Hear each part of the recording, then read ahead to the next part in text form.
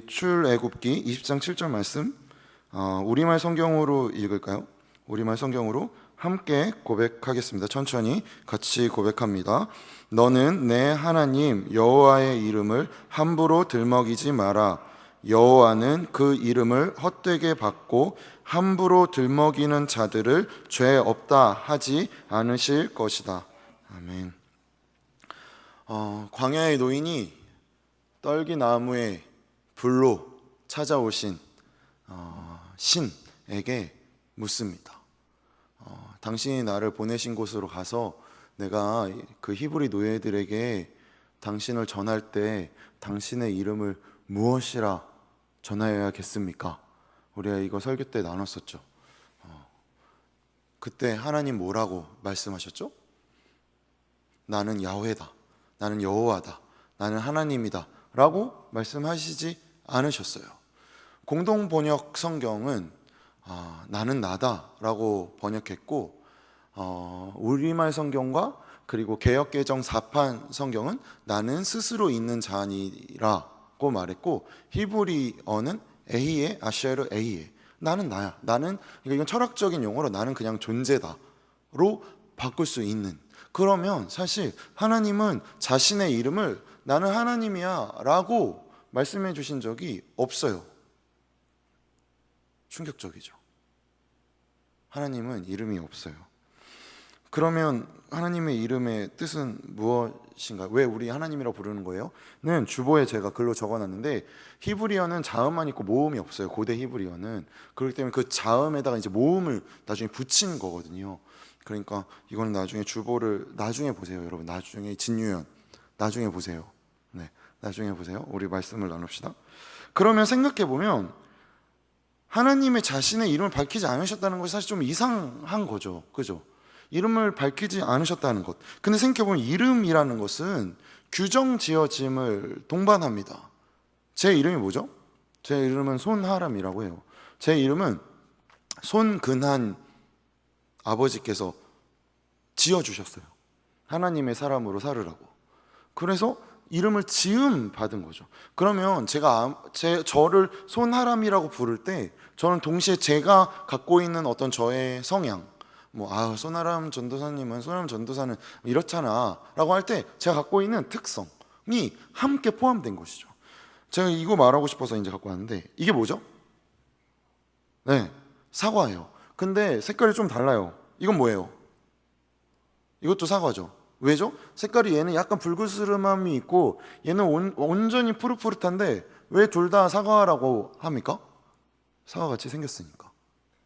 그죠? 먹어보지 않아도 사과가 가지고 있는 약간 달콤하면서 새콤하면서 그러면서 이렇게 그 과육의 어떤 것, 그죠? 그런 것들이 포함되어 있는 거잖아요. 그러니 이 특성을, 사과가 가진 특성, 제가 이거 가지고 여러분 이게 뭐예요? 라고 할 때 이거 사과입니다 라고 말한다고 사과가 되는 게 아니죠.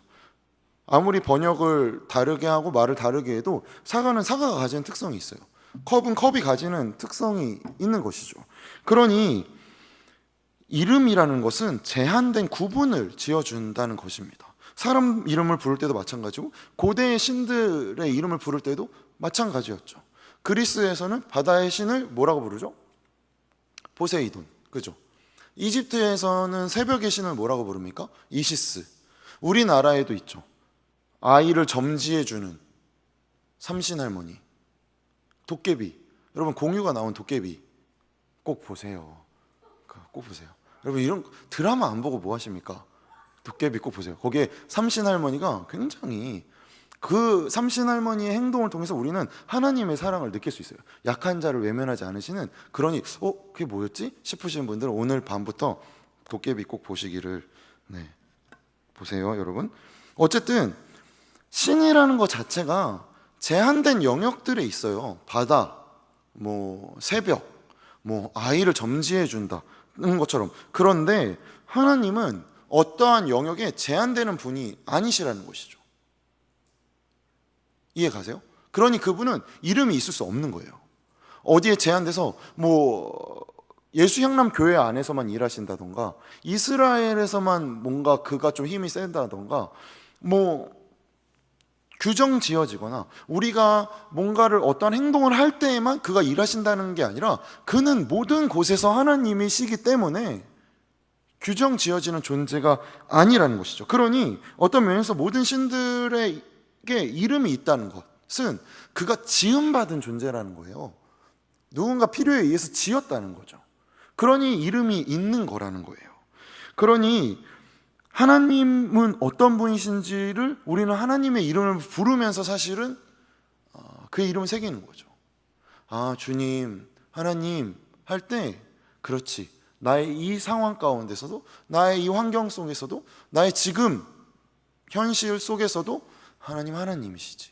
그는 여전히 신의 역할을 우리 가운데 하고 계시지라고 부르는 것을 동반하는 것입니다. 그래서 계시록에서 하나님을 어떻게 표현합니까?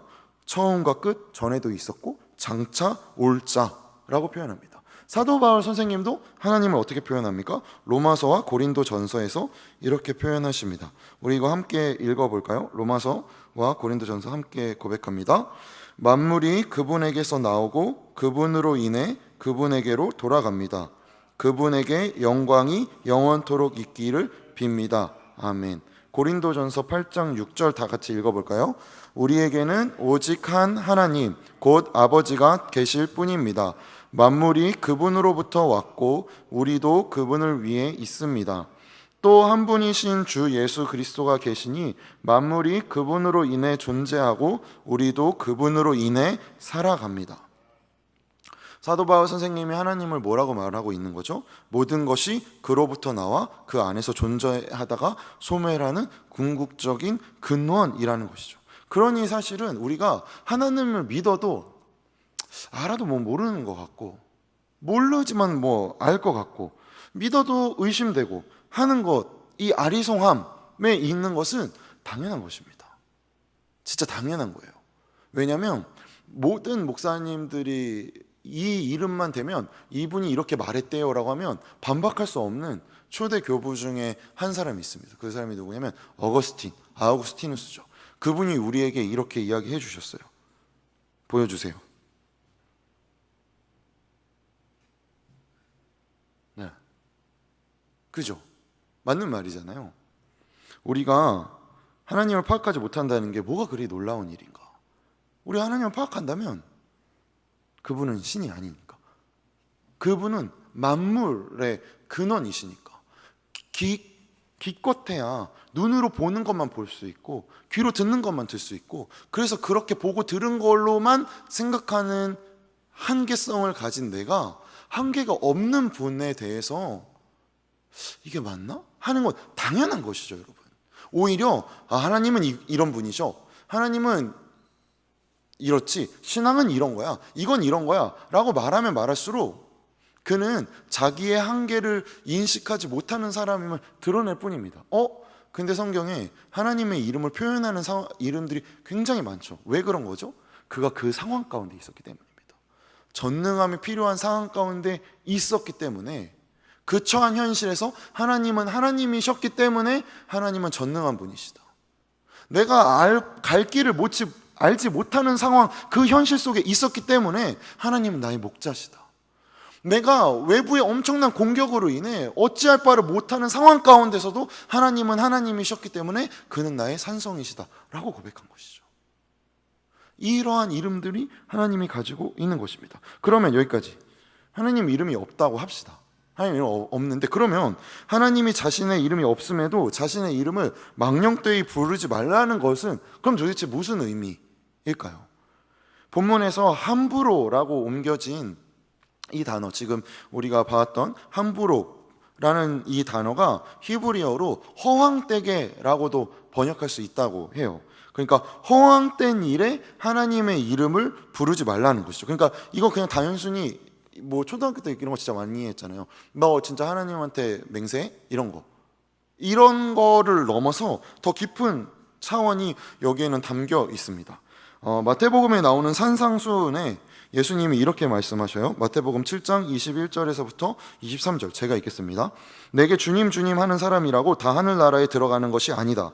하늘에 계신 내 아버지의 뜻대로 행하는 사람이라야 하늘나라에 들어갈 것이다. 그날에는 많은 사람들이 내게 말할 것이다. 주님, 주님, 우리가 주의 이름으로 예언하고 주의 이름으로 귀신을 쫓아내며 주의 이름으로 많은 기적을 일으키지 않았습니까? 그때 나는 그들에게 분명히 말할 것이다. 나는 너희를 도무지 알지 못한다. 무법을 행하는 사람들아, 썩 물러가라. 우리가 허황되게 구하는 것들은 대부분 그 방향성이 진짜로 하나님의 뜻을 구하고 싶어서 내가 하나님의 이름으로 하기보다 내 뜻을 하나님의 이름으로 포장할 경우가 많습니다. 그래서 예수님이 지정하신 경우처럼 나의 뜻을 위해 하나님의 이름을 사용하는 것이죠. 역사 속에서도 사실 이러한 흔적들을 많이 발견하게 되죠. 대표적인 게 뭐죠? 십자군 전쟁이죠. 십자군 전쟁. 나치 군인이 차던 버클에 이런 글이 새겨져 있었대요. Gott mit uns. 이 발음 맞나요? 우리 독일 유학파 미나 자매? 고마워요. 박미나 자매는 유튜브로 보시는 분들도 좀 기억하면 좋은데 독일에서 유학하고 왔어요. 네. 어쨌든 Gott mit uns. 이게 무슨 뜻인 줄 아세요? 나치 버클에 차여 있던 God with us. 하나님이 우리와 함께 하신다. 하나님이 그들과 함께 하셔서 그들이 무슨 짓을 했습니까? 말도 안 되는 짓을 했죠. 나치를 지지했던 국민의 지지율이 90%가 넘었어요. 독일 사람들이. 90%의 사람들이 자신들이 행하는 일들이 하나님이 함께 하시는 일이라고 생각했던 거죠. 그게 무엇이죠? 허황되게 일컬은 행동이었던 것이죠. 역사의 큰 틀에서만 그렇겠습니까? 사소한 것에서 우리는 우리의 뜻이, 우리의 마음이 이거 정말 예수님의 이름으로 기도할 만한 것인가 라고 고민하기 이전에 우리의 마음을, 우리의 상황을, 우리의 환경을 내 뜻으로 바꾸기 위해 그분의 이름을 사용합니다. 그래서 자연스럽게 신앙의 용어들로 그 이름을 그냥, 사실 그렇잖아요. 웬만큼 모태신앙이고 교회에서 꽤 오랜 시간을 다녔으면 대표 기도하는 것은 약간의 압박감은 있을 수 있지만 그냥 모여서 기도할 때 버튼처럼 나오잖아요. 은혜로우신 주님, 주님의 자비하심이 이렇게 나오잖아요. 그러면 은혜란 게 도대체 무엇인가? 자비하심을 어떨 때 사용하는 것인가? 왜 주님이신가? 라는 고민 이전에 자연스레 사용한다는 것이죠. 이거 마치 무슨 포켓볼 던지는 것처럼 피카츄 나와라 하는 것처럼 하나님의 이름을 우리도 그렇게 사용할 때가 저 역시도 부끄러운 이야기지만 정말로 내 마음에 갖고 있는 이것이 주님의 뜻에 합한 것인가 라는 방법의 기도가 아니라 주님 제 마음 그냥 이렇게 되면 좋겠어요. 주님 이거 좀 이렇게 하게 해주세요. 이런 표현들로 의뢰 글을 사용하는 쪽으로 내가 하나님의 이름을 말할 때가 저 역시도 있어요. 고대 사회에서는 신의 이름을 부르는 것을 그 신을 부리는 것으로 생각했다고 해요. 그래서 가장 대표적인 예가 알라딘이 누구를 부르는 거죠? 그렇죠, 지니. 고대의 신의 이름 중에 하나인데 지니가 알라딘이 지니를 부르는 것처럼 신들을 불러낼 수 있는 방법은 그 신의 이름을 부르는 것이래요. 그래서 그 신의 이름으로 무엇을 행하거나 맹세함으로 그 이름을 부르는 사람의 영향력 아래에 놓는 것이죠. 이상하죠? 좀 이상하지 않으세요? 우리가 하는 방법도 이와 다르지 않잖아요. 그러나 우리가 왜 다를 수 있죠? 우리는 우리의 영향력 아래에 하나님을 놓으려고 기도하는 자들이 아니기 때문입니다. 하나님의 뜻이 무엇인지를 찾아서 우리를 그 삶에 바치기 위해 기도하는 자들이기 때문이죠. 이것이 기도잖아요. 내 뜻을 제거하게 되는 것, 그의 뜻을 찾아가는 것. 사실 그렇잖아요. 처음에는 하나님 너무 답답해요. 도대체 이게 상황이 뭐예요? 하고 토로합니다. 그리고 기도하면 할수록 점점점 내 뜻이 깎여 나가고 하나님의 뜻을 찾게 되죠. 근데 그렇다고 해서 내가 절벽 가운데로 가거나 갑자기 선교지로 가거나 그런 상황이 일어나는 게 아니잖아요. 하나님의 뜻이 이런 거였구나, 감사하다 라고 누리게 하시는 거죠. 우리는 때때로 하나님에게 가까이 가면 갈수록, 그 이름 앞에 서면 설수록 마치 그분은 무슨 가혹한 못된 할아버지 같아서 내가 고난받는 것을 그가 기뻐하고 무조건 뭔가 내가 힘들어야 하나님의 이름이 높아지는 것처럼 여기지만, 하나님은 우리 아버지십니다. 아버지와 나의 관계는 무엇이죠? 그저 내가 잘 되길 바라는 것이죠. 그래서 보이는 것을 요구하는 자녀에게 보이지 않는 것들을 주기 위해 잠시 보이는 것을 때때로 보이는 방법대로 사용하기도 하고 걷어 가실 때도 있고. 근데 보이지 않는 것이 훨씬 중요하잖아요. 우리가 어렸을 때 부모님에게 왜 혼납니다? 우리는 장난감이 갖고 싶어서 소리 지르는데 부모님은 우리에게 절제를 가르치기 위해서이죠. 겸손함을 가르치기 위해서입니다. 정직함을 가르치기 위해서이죠. 무엇이 더 값진 것입니까? 장난감입니까? 절제, 겸손함, 정직함입니까? 나이가 들면서 알게 되잖아요. 훨씬 가치 있는 것이 무엇인지. 그러니 우리가 예수님의 이름으로 기도한다는 것에 대한 것에 대해 좀 더 차분하고 깊이 생각할 필요가 있어요. 다만 그렇다고 해서 뭐 함부로 막 하면 안 된다는 것인가요? 이건 아니죠. 왜냐하면 시편 생각해 보세요. 시편의 형식이 찬송시이기는 하지만 그 안에 담겨져 있는 건 대부분 뭐죠? 하소연입니다. 근데 그 하소연이 나를 향한 하소연이 아니라 하나님을 향한 하소연인 거죠. 그러니 우리의 방향성에 대한 고민을 해야 된다는 것입니다. 십계명 전체에 대한 우리가 개론을 나누면서 이야기하였듯이 성경에 주어지는 어떤 신앙적인 요구들이나 율법으로 대표되는 하나님의 계명들은 무엇을 하지 마라 라고 되어 있다고 해서 단순히 그것이 소극적이고 부정적인 의미를 담고 있는 것이 아니에요. 왜 그렇죠? 하나님이 20장 2절에서 무엇이라고 말씀하셨기 때문입니다. 20장 2절 하나님 뭐라고 말씀하셨죠? 나는 너를 이집트에서 종살이 하던 집에서 이끌어낸 내 하나님 여호와라고 말씀하고 계시기 때문입니다. 올바르지 않은 신앙은 사람들을 얽매이게 하고 가둬둡니다. 우리 교회가 중요하다. 우리 교회 떠나면 너 믿음 없는 거야. 이것만이 중요하다. 올바르지 않은 신앙이에요, 여러분. 그러면 바른 신앙은 무엇이죠? 묶였던 곳에서 풀어주는 것입니다. 내가 얽매였던 것에서 자유케 되는 거예요. 그것을 대표적으로 보여주는 게 뭐예요? 나사로를 살리신 예수님이시잖아요. 우리 그거 믿는 거잖아요. 그게 부활 신앙인 것이죠.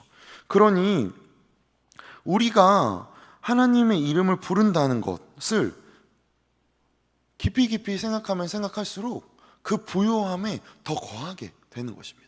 억눌렸던 곳에서 자유함이 일어나는 것이죠. 그래서 오늘 본문에 망령되이 일컫지 말라는 말을 긍정문으로 바꾼다면 더 명확해지게 될 것 같아요. 제가 생각하기에 이걸 긍정문으로 바꾼다면 너는 내 하나님 여호와의 이름을 그에 합당하게 불러라는 것이죠. 합당한다는 것이 무엇입니까?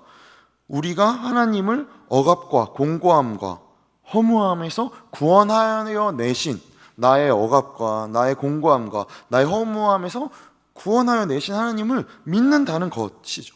그만이 나의 구원자라는 것을 믿는다는 것입니다. 그러나 이 무엇으로부터의 구원이 존재하듯 그러면 무엇을 향한 구원이 있는 것이죠. 단순히 내가 허무함이 없어지고 내 마음의 만족함이 생기고 내가 억압이 풀리고 하는 것이 그게 구원이잖아요. 구원은 방향성을 가져야 하는 것이죠. 그럼 그 방향성이 무엇일까요? 에베소서 1장 3절에서부터 6절 말씀입니다. 에베소서에서 그 구원의 방향을 말해주고 있죠. 같이 고백하지 말고 서로 번갈아 가면서 읽을까요? 제가 먼저 읽겠습니다. 하나님 곧 우리 주 예수 그리스도의 아버지를 찬양합니다. 하나님은 그리스도 안에서 하늘에 속한 모든 신령한 복으로 우리에게 복을 주신 분이십니다.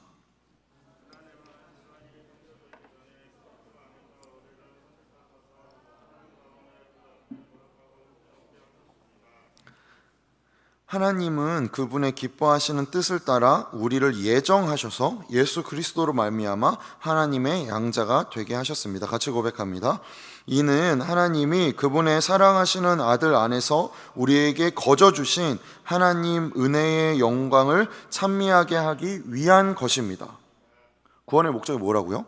우리에게 거저 주신 하나님의 은혜와 영광을 찬미하게 하려는 것이라고요.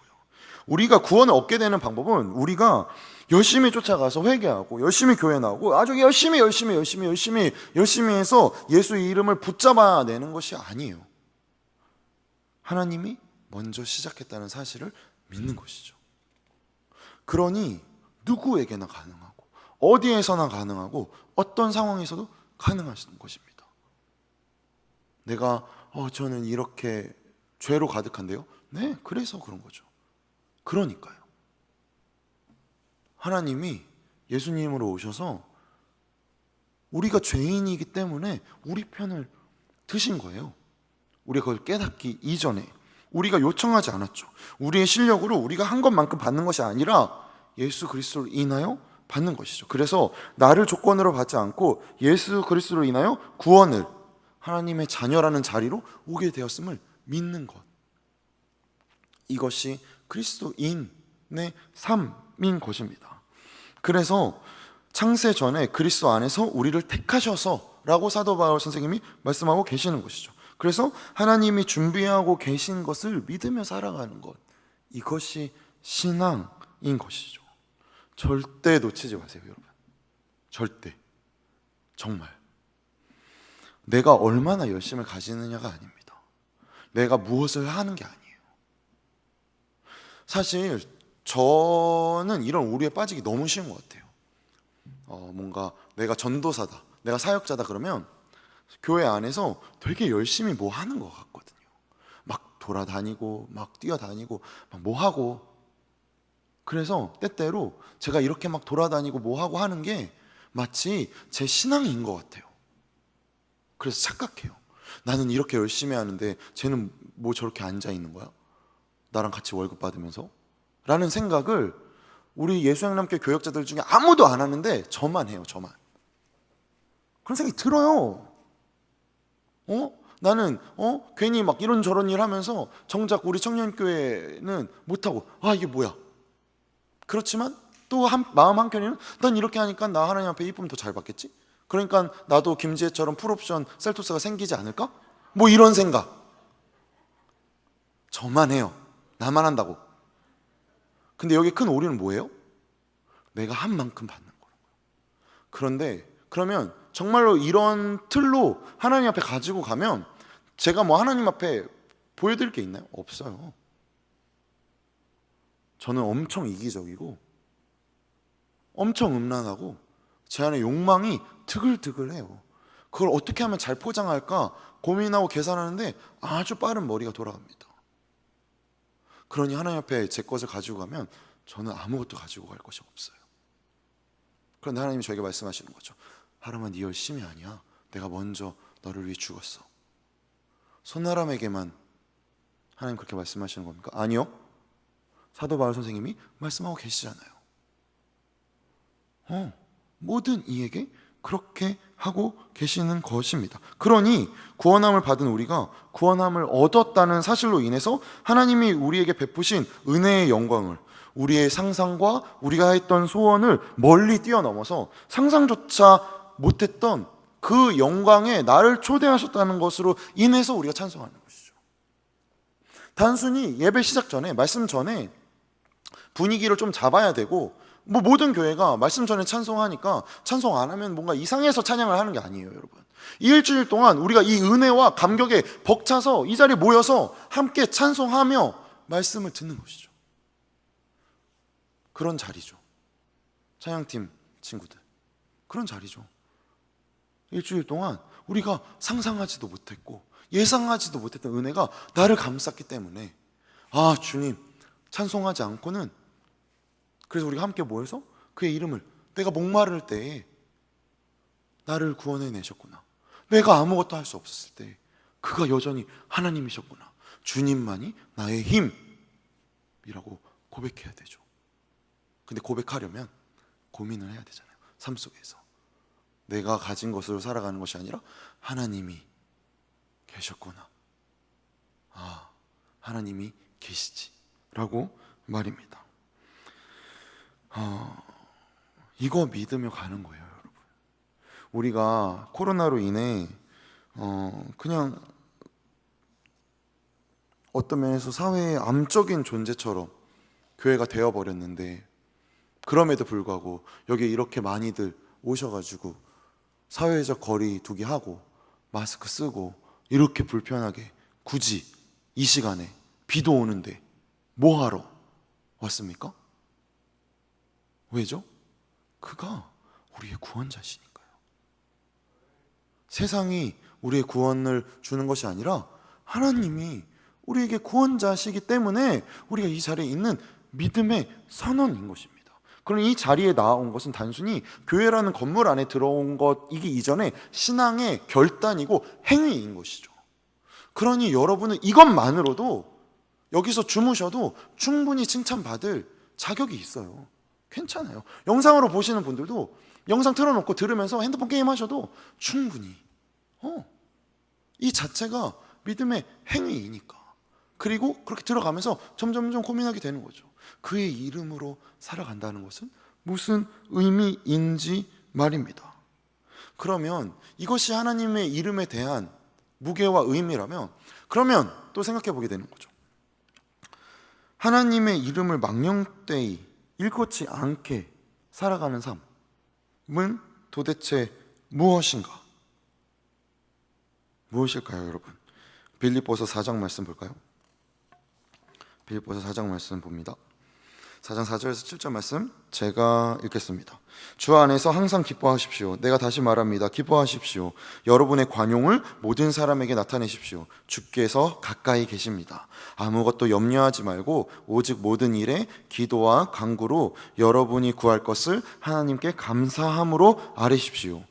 그리하면 모든 생각을 뛰어넘는 하나님의 평강이 그리스도 예수 안에서 여러분의 마음과 생각을 지켜주실 것입니다. 아멘이십니까? 7절 한 번 더 같이 읽을까요? 6절부터 읽읍시다. 6절, 7절 함께 고백합니다. 아무것도 염려하지 말고 오직 모든 일에 기도와 간구로 여러분이 구할 것을 하나님께 감사함으로 아뢰십시오. 그리하면 모든 생각을 뛰어넘는 하나님의 평강이 그리스도 예수 안에서 여러분의 마음과 생각을 지켜주실 것입니다. 아멘이십니까? 이거 믿으며 가는 거죠. 항상 기뻐하라가 무엇이죠? 하나님이 보고 계신다. 하나님이 일하신다. 하나님이 하나님 되시길 포기하지 않으신다. 하나님의 모자란 일을 네가 보충하는 거 아니다. 하나님이 일하셔서 지키신다. 그분 넉넉하시다. 걱정하지 말아라는 것이죠. 걱정하지 말아라는 것이죠. 그러니 우리가 어떻게 세상을 대하며 살아갈 수 있는 것입니까? 빌립보서죠. 빌립보서에서 사도 바울 선생님이 뭐라고 말했죠? 5절에서 여러분의 관용을 모든 사람에게 나타내십시오. 관용입니다. 관용이라는 것은 가진 자만 할 수 있는 것이니까요. 우리가 관용을 가진다는 것은 우리가 가진 것이 넉넉하기 때문입니다. 세상이 우리의 것을 다 채워줄 수 없고 세상의 것을 필요로 하거나 세상의 것을 삶의 궁극적인 목표로 하지 않아도 되는 삶. 나는 부자가 돼야지. 나는 좋은 이런 거 가져야지. 나는 이런 사람 돼야지 하는 세상의 것들이 내 삶의 페이지에 마지막으로 장식하지 않아도 되는 삶. 여러분, 그 삶을 살 때 내 삶에 일어난 제가 생각하는 한 99%의 모든 문제들이 해결됩니다. 물론 힘들죠. 복잡하죠. 어렵죠. 머리 터지죠. 그런데 그게 내 최종장이 아닐 때 우리 안에 여유가 생깁니다. 넉넉함이 생겨요. 우리가 갖고 있는 필요가 예수 그리스도께 있기 때문입니다. 우리가 가지고 있는 우리의 영혼의 목마름을 해결할 수 있는 분은 하나님이시기 때문이죠. 그래서 근데 이런 말을 들어도 사실 솔직하게 우리 마음 한켠이 그리 편하지 않아요. 왜죠? 우리가 우리 삶에서 불평하는 이유가 무엇입니까? 하나님이 행하시는 방법, 하나님이 인도하시는 그 방법이 뭔가 느껴지는 것 같은데 내가 원하는 것과 같지 않기 때문입니다. 그래서 내가 지금 어려움 당하고 내가 지금 마음에 들지 않는 환경과 조건과 처지에 있다는 것만으로 내 인생은 가치가 없고 내 인생의 끝이 내가 원하는 그림에 맞닿지 않을 것 같다고 생각하는 것, 여호와의 이름을 망령되이 일컫는 것입니다. 왜죠? 그분 그런 분 아니시니까요. 좋은 대학 가야 된다, 좋은 직장 얻어야 된다, 그래야 하나님 영광 받으신다. 여러분 많이 부자 되셔가지고 그래서 부자 되신 걸로 헌금하셔서 교회 많이 세워야 하나님 영광 받으신다. 여호와의 이름을 망령되이 일컫는 것입니다. 세상의 것 그 어느 무엇으로도 하나님의 영광을 더하게 만들 수 없습니다. 여러분 없어요. 3천억짜리 교회를 지어서 하나님의 영광 받으시는 거 아닙니다. 하나님은 이미 영광 받으실 분이시죠. 이미 내가 무엇을 하지 않아도 그는 영광스러운 분이십니다. 그러니 그의 영광에 우리를 초대하시는 거죠. 그가 먼저. 그래서 어떠한 방법으로 인한 것을 말한다는 것 자체가 여호와의 이름을 망령되이 일컫는 것인 것이죠. 왜냐하면 만물이 그로 말미암은 것이지 어느 하나 만물로 이루어진 것이 그에게 있는 것이 아니기 때문입니다. 그러니 좋은 학교를 가고 좋은 직장, 좋은 거 얻을 수 있어요, 여러분. 그런데 그것은 내 삶의 책장 중에 한 페이지이거나 없거나 일 뿐이지, 그것으로 인해 그것이 있으면 이게 더 좋은 내 삶이고 그것이 없으면 내 삶이 아니다, 이지 않은 거죠. 사실 꿈이 없고 희망이 없고 미래가 불확실하고 그래서 불안한 가장 큰 이유가 무엇입니까? 남들처럼, 남들보다, 남들만큼 내세울 게 없기 때문이죠. 그런데 하나님은 남들처럼, 남들보다, 남들만큼을 요구하시는 게 아니라 너 넣어오라고. 제가요? 제가 왜요? 너 내 자녀다. 얘야, 너 내 자녀야. 내가 널 위해 죽었다. 그래서 우리가 그 이름 앞에 가는 겁니다. 그러면 내 앞에 있는 모든 문제가 해결되나요? 아니요. 거의 안 그런 것 같아요. 그러면 왜 그 이름 앞에 가나요? 그가 아버지고 내가 그의 자녀이니까요. 우리가 왜 부모님 집에 갑니까? 우리가 왜 부모님과 함께 삽니까? 혹은 우리가 왜 부모님께 전화합니까? 향남의 직장을 얻어서 예수향남교회 다니고 있는 한 70% 정도의 청년 지체들, 오늘 부모님께 꼭 전화하세요. 그죠? 뜨끔뜨끔 하시죠? 오늘 꼭 전화하세요. 왜 전화했냐거든 손아람 전도사님이 전화하라 그래서 전화했다고. 여러분, 근데 왜 그렇게 해요? 왜 그냥 그렇게 할 수 있죠? 그가 내 아버지고 내 어머니니까. 자녀와 부모와의 관계에는 어떤 이유가 필요한 게 아닙니다. 어떤 조건이 필요한 게 아니에요.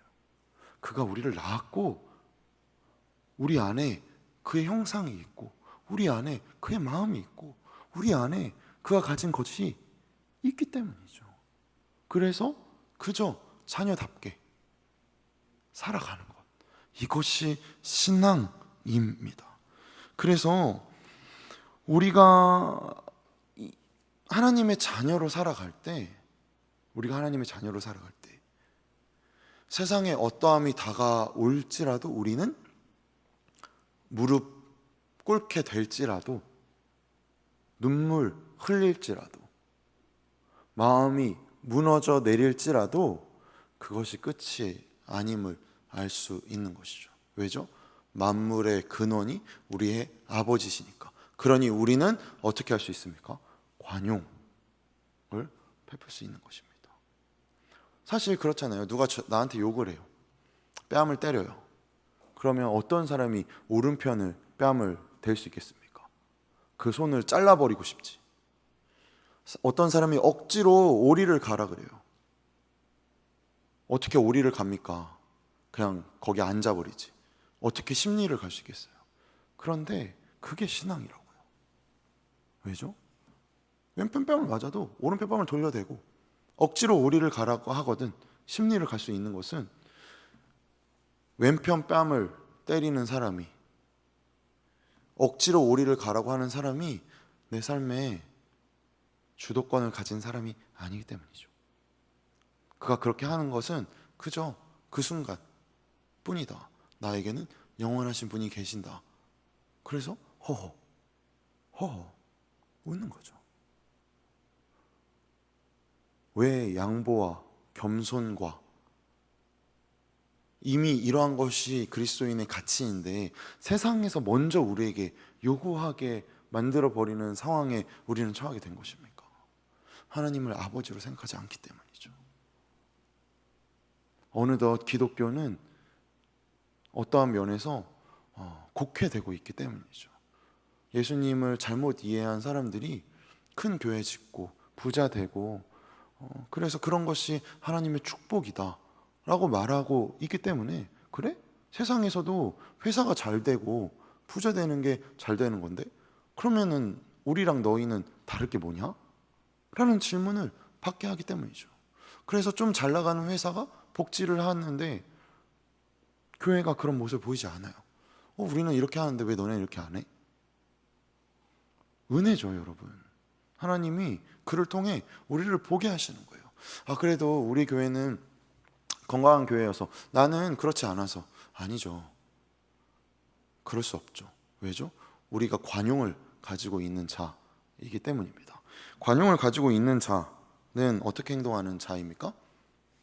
비가 올 때 우산을 씌워주는 사람이 아니라 함께 비를 맞는 것입니다. 여호와의 이름이 그렇게 오르락 내리락 하면 어떻게 저런 목사가 있어, 어떻게 저런 교회가 있어, 어떻게 저딴 그리스도인이 있어 하기 이전에 주님 저를 민망히 여겨주세요. 그리고 그렇게 말하는 사람에게 내가 미안해 라고 말하는 것.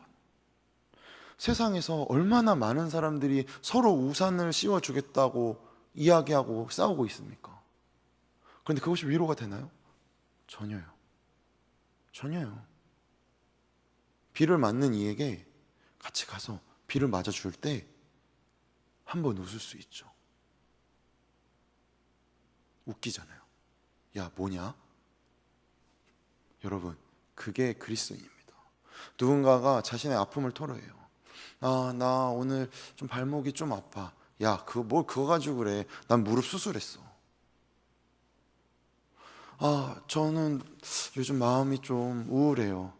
야, 그런 거 가지고 그래. 나 공황장애여가지고 정신과 가서 약 먹어. 여러분, 여호와 이름을 망령되이 일컫는 겁니다. 그리스도인의 태도가 아니에요. 뭐죠? 아프니? 왜? 그래? 걸을 수 있겠어? 마음이 그렇게 어려워? 왜? 그러니? 그래? 아이고 하고 같이 비를 맞는 것입니다. 왜죠?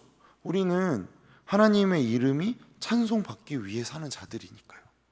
그러니 우리만이 세상 가운데 넉넉하게 대할 수 있는 자입니다. 우리만이 모든 생각을 뛰어넘는 평강을 가진 자이죠. 우리의 마음을 지키는 것은 우리의 어떤 의지나 노력이나 능력이 아니라 그리스도 예수이기 때문입니다. 그러니 마음이 흔들릴 때 주님, 우리 마음 지켜주세요. 기도하세요. 상황이 못 믿어올 때 주님, 이게 제 마지막 장 아닌 거 알지만 불안합니다. 지켜주세요. 그렇게 나아가는 것입니다. 그러니 타인에게 뿐만 아니라 스스로에게도 함께 비를 맞아주세요. 그죠? 누군가에게는 그렇게 행동하는 게 어떤 면에서 편한데 스스로에게는 그게 잘 안 돼요. 뭔가 해결해야 될 것 같고 뭔가 해내야 될 것 같고 그래서 좀 뭔가 근데 그게 역부족이죠. 그거 해결할 수 있다면 지금 내가 그 상황에 처하지 않았을 텐데 말입니다. 그러니 그냥 내 자신에게도 함께 비를 맞아 주십시오. 그래서 우리의 마음의 공허함, 상황의 어려움, 그래서 힘겹고 암울하고 절망의 자락으로 갈지라도 왜 함께 비를 맞을 수 있죠? 우리 그게 끝이 아니니까요. 우리가 가진 이름이 무엇이기 때문입니까? 여호와 하나님. 그는 존재이고 그는 자신이 하고자 하는 일을 우리를 통해서 이루시는 자이고, 그가 먼저 우리를 위해 죽으셨고, 그가 먼저 우리를 위해 다시 살아나셨고, 그가 이 세상의 모든 것을 먼저 행하셨기 때문이니까요. 그러니 여호와의 이름에 합당하게 살아간다는 것, 예수님의 이름으로 기도할 수 있는 것, 나이가 많든 적든 부자이든 가난하든 기쁘든 슬프든 그 자체가 특권입니다. 그가 우리 가까이 계시니까요. 하나님이 하나님이신 것을 믿기 때문입니다. 나의 어떠한 상황에서조차 그는 하나님이시니까요. 그렇게 살아가는 삶이 여호와의 이름을 망령되이 일컫지 않는 삶입니다. 이 믿음으로 우리 살아갑시다. 기도할까요?